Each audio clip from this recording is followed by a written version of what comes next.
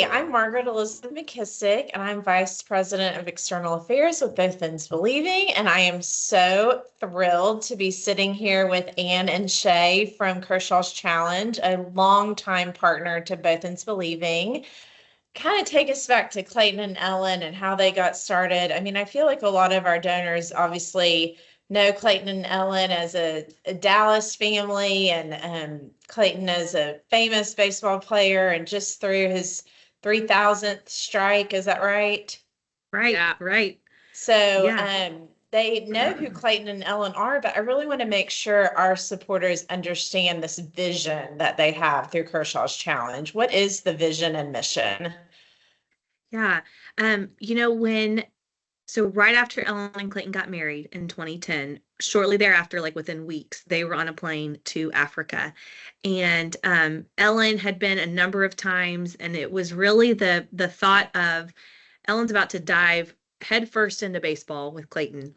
So you, sir, need to jump headfirst into Africa with me.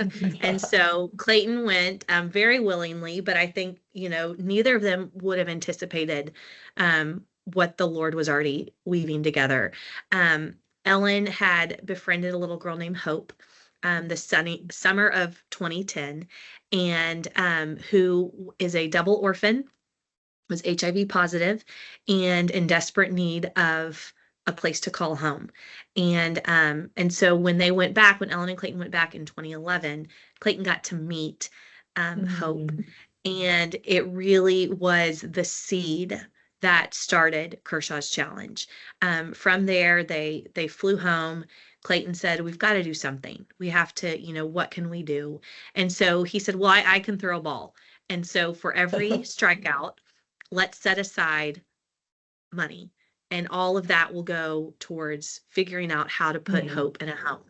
And it snowballed from there. And so that, I think, is the beauty of Kershaw's Challenge, is it in all the numbers, and Ellen has talked about this before, in all of the numbers that we see, from the amount of dollars that we raise, the partnerships that we have, the most significant number is one, because it's all about one child.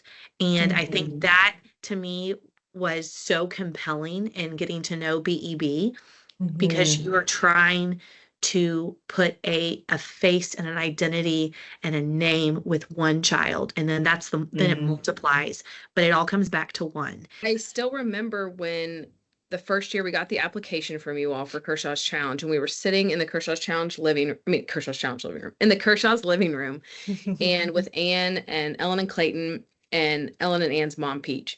And one of the things, as we were looking through the application, I remember, got tears in her eyes, and we all did. And she was talking about, this organization is giving every child a name and a face. And I think that really just stuck with me so much, as we look at it. Like Ann said, Ellen always brings us back to, if one child's life was changed.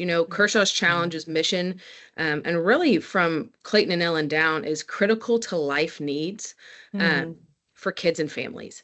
And that looks, and one of the things we've learned is that looks so many different ways. It can look like building a soccer field in a third world country where they get to stay safe and feed them an extra meal. It can look like rescuing kids from forced labor, sex trafficking. It can look like creating these electronic records for kids, like BEB is doing, so that they can be reunited with a family or placed in a safe new home. And so I think for us, it put such a specific, this is not what anyone else is doing.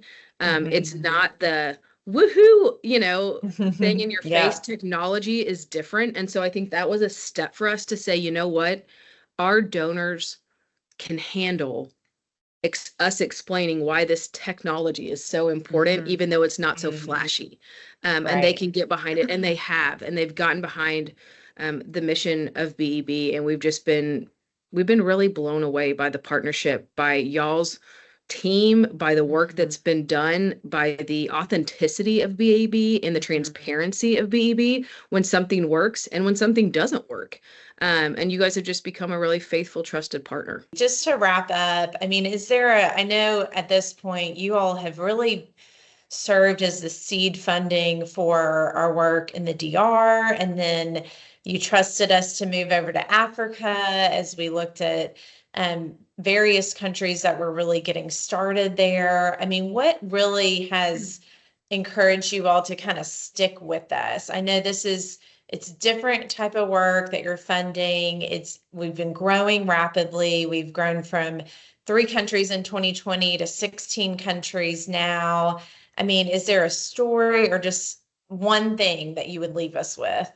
What catapults us as a partner is the proof that it's working, and so, and that's such a gift, because a lot of times you can't measure success.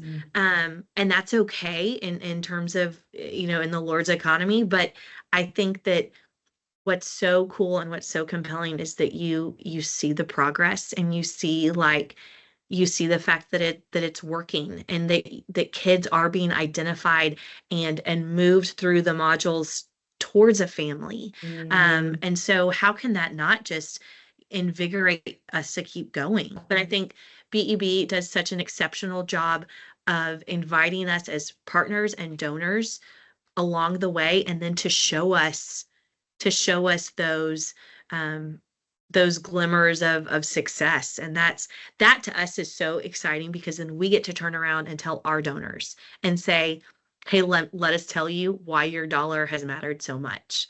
And that's one of the greatest joys for us, right? Across partnerships, is you guys are on the front lines of change, and we get to come alongside and support what you're doing. Okay, well, let's wrap it up. Tell us about the big night, KC Live. It's the most fun event every year. I know it's really a celebration of all of the people who support you all and the work being done, the beneficiaries, but give us a day, give us just a little highlight. I want to encourage our BEB friends to be there. Set your calendar for Thursday night, November 13th at the Rustic Great. here in Dallas. Awesome. We are thrilled to welcome Gary Lavox, who's the lead voice of Rascal Flatts. Wow. So the night will go to benefit our Dallas and abroad beneficiaries, which of course includes BEB. And so we would be thrilled to have you guys come out and support the night. It'll be a lot of fun. We cannot wait to be there. Thank you all for your time. I'm so grateful for both of you, and thanks for the work you're doing for children in Dallas and LA and around the world. And we'll talk soon.